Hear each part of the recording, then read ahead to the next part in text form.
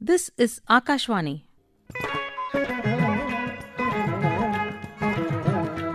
Good evening, listeners. In our weekly program in English tonight, we bring to you a literary talk on Elizabethan drama. The talk is delivered by VIVEKANANDA College Associate Professor Dr. Vijayalayan.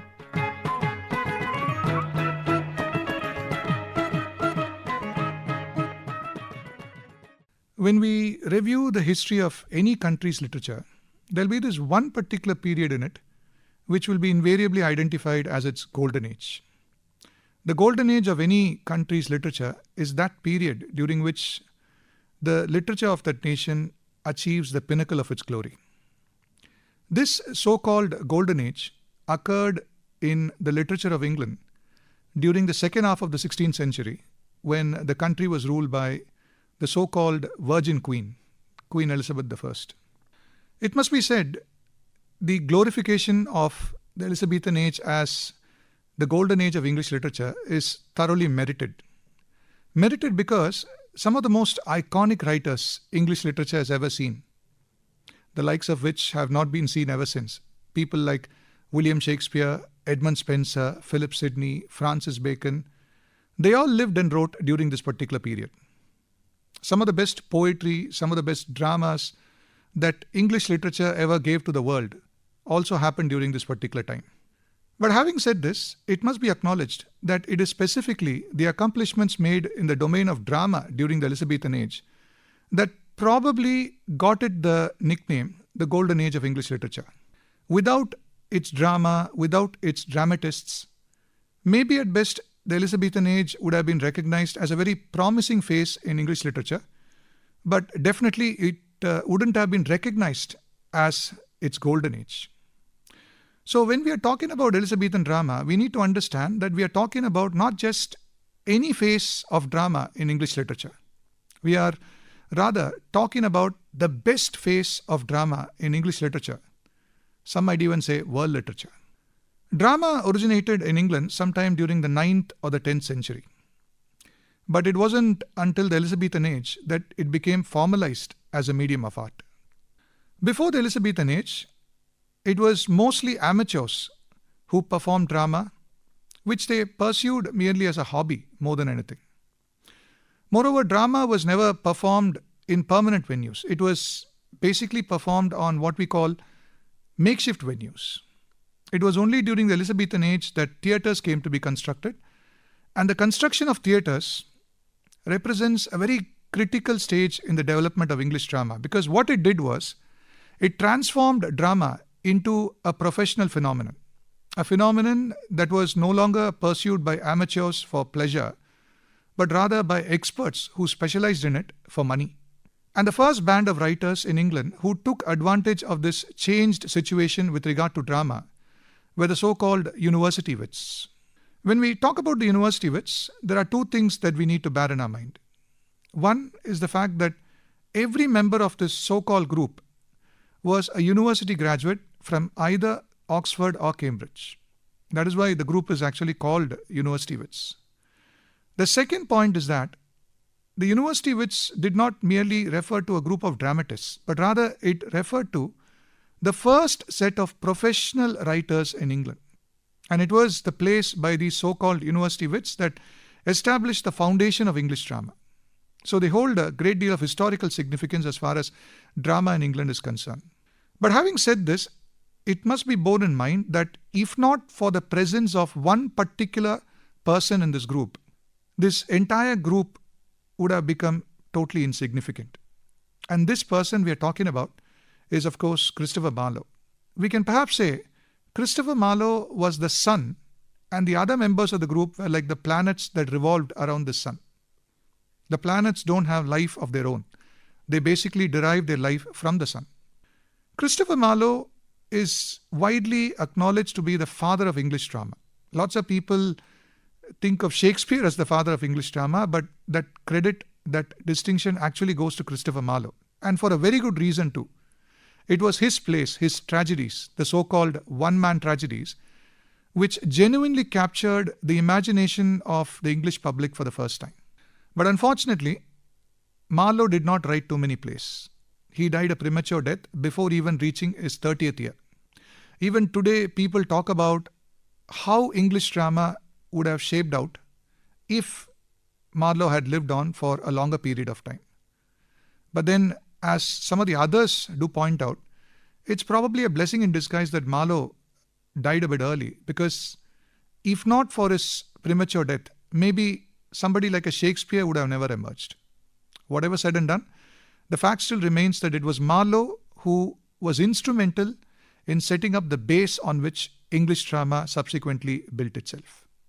Definitely, Marlowe's death was a loss to English drama, but it did not prove to be a great setback. In fact, the death of Marlowe marked the beginning of a new glorious era in English drama, something that eventually turned out to be his golden phase. The death of Marlowe was definitely a setback for English drama. There's no doubt about it. But it did not affect the course of English drama as much as probably people at the time might have thought it would. In fact, his death actually paved the way for somebody like Shakespeare to go on and take drama to greater heights. William Shakespeare, unlike Marlowe, was not a university scholar. He was an untutored genius. And as a dramatist, his simple philosophy was the audience have to be entertained at all cost. And to entertain the audience, to enable the audience enjoy the play, he was prepared to do anything, everything. He did not show any regard whatsoever for rules or regulations or theories or anything of the like. As far as Shakespeare was concerned, the end is all that mattered. As long as the audience were entertained, he was happy. He wrote his plays for the stage and pretty much forgot all about it afterwards. And it is quite fortunate that Shakespeare was able to entertain the audience of England for a very long time. Because unlike Marlowe, who died a very premature death, Shakespeare lived on for a long time. In fact, he lived well past his 50th year. And his dramatic career also proved to be a very lengthy one. It spanned virtually a time period of over 25 years. It started something around 1588 and lasted till 1614. One of the things that we need to appreciate, one of the things that we need to admire about Shakespeare is the fact that he was a very versatile dramatist. See, Shakespeare wrote many types of drama. He wrote tragedies, he wrote comedies, he wrote history, he wrote romances. And whatever type of drama he wrote, we find that he was able to taste success in every single one of them. Generally, playwrights will be partial to one particular type of drama, and that will naturally enable them to excel while writing that particular drama. But then it will also prevent them from excelling when they tried their hands in other types of drama. But that wasn't the case with Shakespeare. Shakespeare succeeded in everything that he wrote. And this was because whatever type of drama he wrote, he basically tried to depict human nature in it. That is why Shakespeare's dramas even today are very relevant to our life, our situations, basically whatever we go through in the society. That is why it is often said of Shakespeare that he was not a person of one particular age, but of all times. Because of the infallible reputation that Shakespeare enjoys, everybody automatically thinks that he did not have any competition during his time, but that is not true. He had stiff competition from one other playwright known as Ben Jonson. Ben Jonson was in every way a perfect foil to Shakespeare. He was the exact opposite of Shakespeare. He was, to begin with, a university scholar. He was a postgraduate, and at that time in British history, it was something very rare. And as a postgraduate, as a university scholar, you find that Ben Jonson was a stickler for rules and regulations. He was convinced that in order to perfect his dramatic art, he has to follow the rules and regulations laid down by the ancient Greek and Roman scholars. And he never deviated from them in his place. But unfortunately, we find that Ben Jonson was not able to taste the scale of success that Shakespeare was able to achieve. This was probably because he was not versatile. He wrote tragedies and comedies, two types of dramas basically.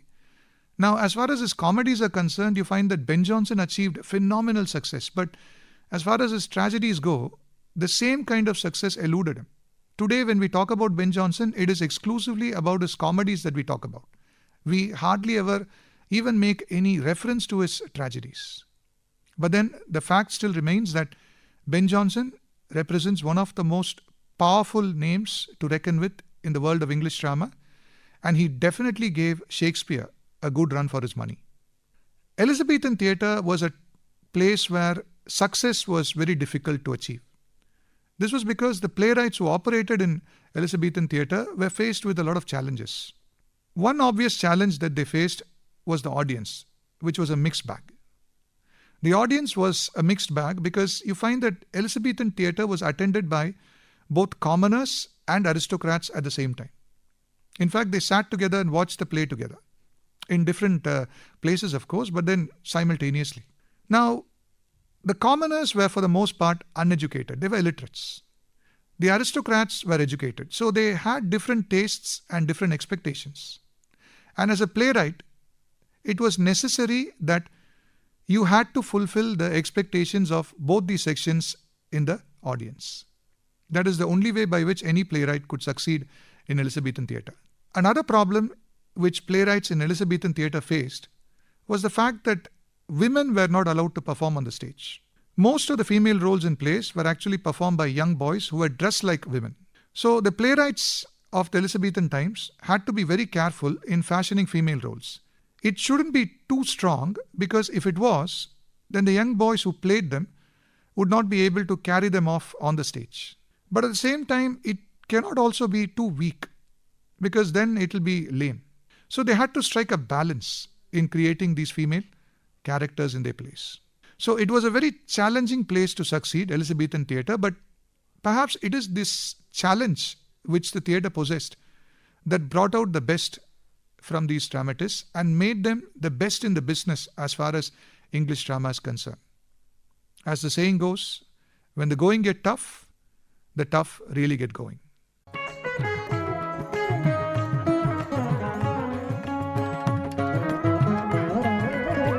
You just heard a literary talk on Elizabethan drama. The talk was delivered by Dr. Vijayalayan, Associate Professor, Vivekananda College. That brings us to the end of this program. Meet you again next Saturday.